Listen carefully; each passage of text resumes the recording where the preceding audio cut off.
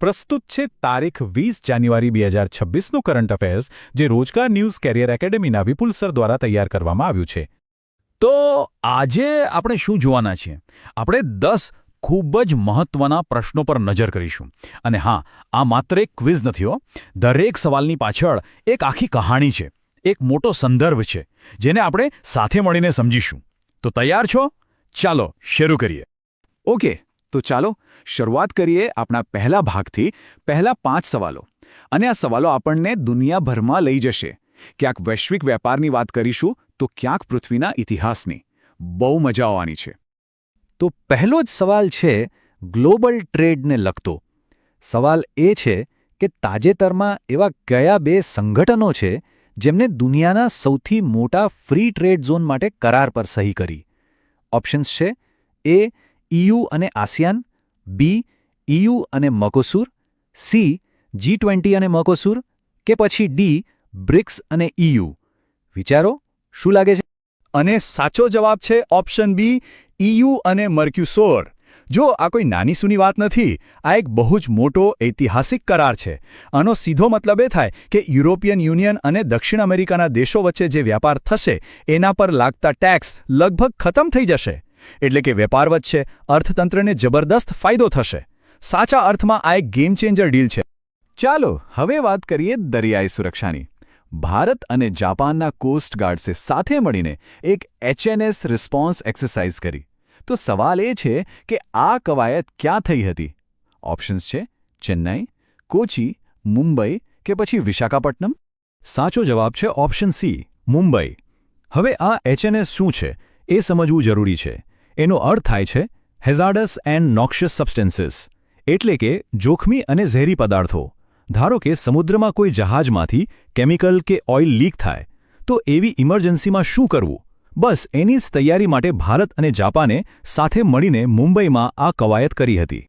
Okay, હવે પછીનો સવાલ આપણને ઇતિહાસમાં, બલકે ભૂસ્તર શાસ્ત્રમાં ઘણો પાછળ લઈ જશે. સવાલ છે કે દુનિયાની સૌથી જૂની, એટલે કે સૌથી લાંબા સમયથી વહેતી નદી તરીકે કઈ નદીને તાજેતરમાં માન્યતા મળી? ઓપ્શન્સ છે: નાઇલ, એમેઝોન, ગંગા કે પછી એક કદાચ નવું નામ ફિંક નદી. અને સાચો જવાબ છે ઓપ્શન ડી, ફિંક નદી. આ વાત ખરેખર અકલ્પનીય છે, નહીં? ઓસ્ટ્રેલિયામાં આવેલી આ નદી લાખો કરોડો વર્ષોથી એ જ રસ્તે વહી રહી છે. જરા વિચારો, આ દરમિયાન પૃથ્વી પર કેટલું બધું બદલાઈ ગયું. પર્વતો બન્યા, ખંડો એકબીજાથી દૂર ગયા, પણ આ નદીએ પોતાનો રસ્તો નથી બદલ્યો. વૈજ્ઞાનિકો માટે તો આ એક જીવતો જાગતો ખજાનો છે.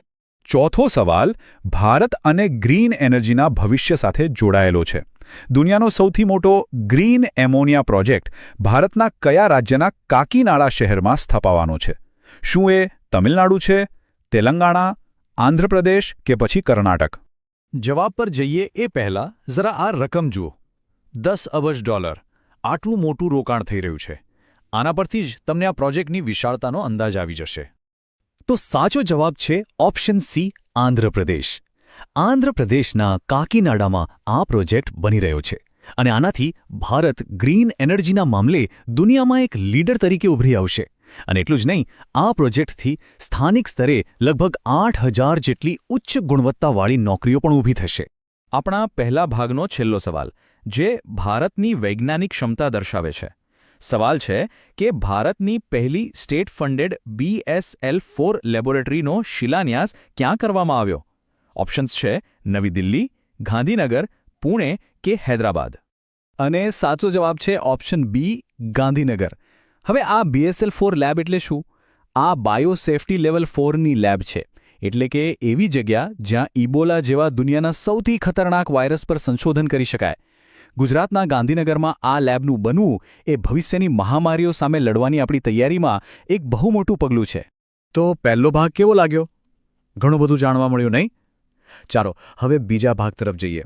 એમાં આપણે ટેકનોલોજી, અમુક મહત્વની નિમણૂકો અને કેટલાક નવા ભારતીય પ્રોજેક્ટ્સ વિશે વાત કરીશું. તો બીજા ભાગની શરૂઆત કરીએ AI એટલે કે આર્ટિફિશિયલ ઇન્ટેલિજન્સથી. તાજેતરમાં ટ્રાન્સલેટ ગેમા નામનું એક ઓપન ટ્રાન્સલેશન મોડેલ કોણે લોન્ચ કર્યું છે? શું એ માઇક્રોસોફ્ટ છે, મેટા છે, ગૂગલ છે કે પછી એપલ? સાચો જવાબ છે ઓપ્શન સી, ગૂગલ. હવે આ ટ્રાન્સલેટ જેમમાં ફક્ત બીજું કોઈ ટ્રાન્સલેશન ટૂલ નથી. આ એક ઓપન મોડેલ છે. એનો મતલબ એ કે દુનિયાભરના ડેવલપર્સ અને રિસર્ચર્સ આનો ઉપયોગ કરીને પોતાની નવી એપ્લિકેશન્સ બનાવી શકે છે. આ ટેકનોલોજીને બધા માટે સુલભ બનાવવાની દિશામાં એક મોટું પગલું છે. ચાલો હવે એક ખૂબ જ અગત્યની સરકારી નિમણૂક પર આવીએ. આપણા રાષ્ટ્રપતિ દ્રૌપદી મુર્મુજીએ સેન્ટ્રલ વિજિલન્સ કમિશનર એટલે કે CVC તરીકે કોની નિમણૂક કરી છે?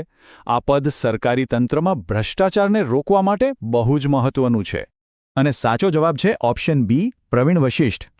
CVC એક એવી સંસ્થા છે જે કોઈના દબાણ વગર સ્વતંત્ર રીતે કામ કરે છે. એનું મુખ્ય કામ જ એ છે કે સરકારી કામકાજમાં પારદર્શિતા જળવાઈ રહે અને ભ્રષ્ટાચારને કોઈ અવકાશ ન મળે. એટલે આ નિમણૂક દેશના શાસન માટે ખૂબ જ મહત્વની ગણાય. 8મો સવાલ આપણને લઈ જાય છે ભારતની બ્લુ ઇકોનોમી તરફ, એટલે કે સમુદ્ર આધારિત અર્થવ્યવસ્થા. ભારતનો પહેલો open C marine fish farming project ક્યાં શરૂ કરવામાં આવ્યો છે? ઓપ્શન્સ છે લક્ષદ્વીપ, અરબી સમુદ્ર, બંગાળની ખાડી કે પછી અંદમાન સમુદ્ર. સાચો જવાબ છે ઓપ્શન ડી, અંદમાન સમુદ્ર. આ એક ખૂબ જ સરસ પહેલ છે. આ પ્રોજેક્ટ એ બતાવે છે કે ભારત પોતાના દરિયાઈ સંસાધનોનો યોગ્ય અને ટકાઉ ઉપયોગ કેવી રીતે કરી રહ્યું છે. આમાં શું થશે કે ખુલ્લા સમુદ્રમાં જ માછલીઓનો ઉછેર કરવામાં આવશે. આનાથી પરંપરાગત માછીમારી પરનું ભારણ ઘટશે અને માછીમારોની આવકમાં પણ વધારો થશે. યાદ છે આપણે પહેલા આંધ્રપ્રદેશના ગ્રીન એમોનિયા પ્રોજેક્ટની વાત કરી હતી? તો એનાથી જ જોડાયેલો બીજો સવાલ. આ પ્રોજેક્ટથી લગભગ કેટલી રોજગારીની તકો ઊભી થશે એવો અંદાજ છે? 5,000, 10,000, 8,000 કે પછી 12,000? અને અહીં એ આંકડું છે 8,000. અને એ પણ યાદ રાખવા જેવું છે કે આ સામાન્ય નોકરીઓ નથી, પણ ગ્રીન એનર્જી જેવા ભવિષ્યના સેક્ટરમાં ઉચ્ચ કૌશલ્યવાળી નોકરીઓ છે. જી હા, સાચો જવાબ છે ઓપ્શન સી, 8,000. કાકીનાડામાં શરૂ થનારો આ પ્રોજેક્ટ ત્યાંના સ્થાનિક અર્થતંત્રને એક નવી દિશા આપશે અને રોજગારી માટે પણ ખૂબ જ મહત્વપૂર્ણ સાબિત થશે. અને હવે આવી ગયા છીએ આપણે આજના છેલ્લા સવાલ પર. ફરી એકવાર ગૂગલના ટ્રાન્સલેટ જેમા પર. આપણે એ તો જાણી લીધું કે એ શું છે, પણ એની ક્ષમતા કેટલી છે? એટલે કે ટ્રાન્સલેટ જેમા કુલ કેટલી ભાષાઓને સપોર્ટ કરે છે? 25, 45, 55 કે પછી 75? જવાબ છે આ નંબર 55. 55. જરા કલ્પના કરો, દુનિયાની 55 અલગ અલગ ભાષાઓ વચ્ચે વાતચીત કરવાનું કેટલું સરળ બની જશે. તો સાચો જવાબ છે ઓપ્શન સી, 55. ગૂગલનું આ નવું AI મોડલ 55 ભાષાઓમાં ટ્રાન્સલેશન કરી શકે છે, જે આખી દુનિયામાં લોકો માટે કમ્યુનિકેશનને ખૂબ જ સરળ બનાવશે. તો બસ આજના વિશ્લેષણમાં આટલું જ. આજના સમાચારો પરથી એક વાત તો સ્પષ્ટ છે કે દુનિયા ખૂબ જ ઝડપથી બદલાઈ રહી છે. પછી ભલે ટેકનોલોજી હોય, વ્યાપાર હોય કે પર્યાવરણ હોય. એક સવાલ સાથે તમને છોડી જાઉં છું. વિચારો કે આવનારા 5 વર્ષમાં આ બધામાંથી કયો બદલાવ આપણા જીવન પર સૌથી વધારે અસર કરશે. ફરી મળીશું. ત્યાં સુધી વિચારતા રહેજો.